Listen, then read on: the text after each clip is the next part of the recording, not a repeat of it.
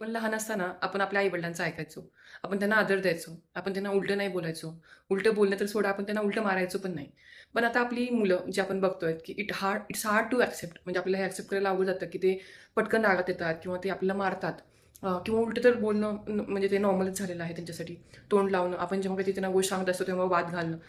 जर ह्या सर्व गोष्टी तुमच्यासोबत पण होत असतील आणि if you are feeling very helpless around it, कारण जेव्हा मुलं अशी करतात तेव्हा मारूनही त्यांना काही उपयोग नाही असं दिसतं आपल्याला.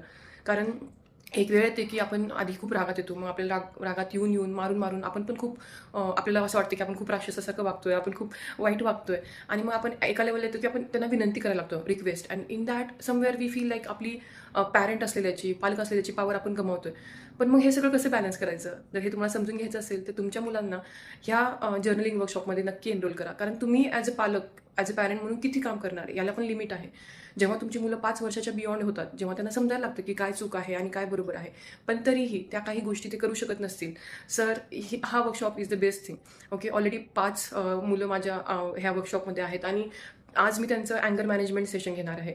मी इतकी एक्सायटेड आहे. पहिलं सेशन पण त्यांना मी जेव्हा आता अंडरस्टँडिंग फीलिंग्स हे घेतलं.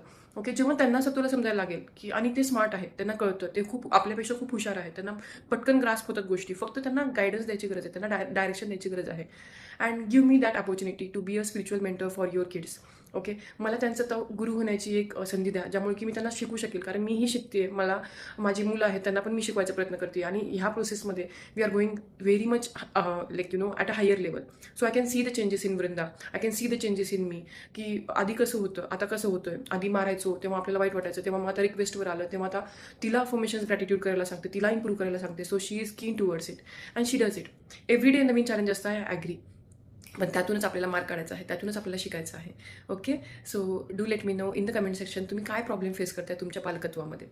Bye bye.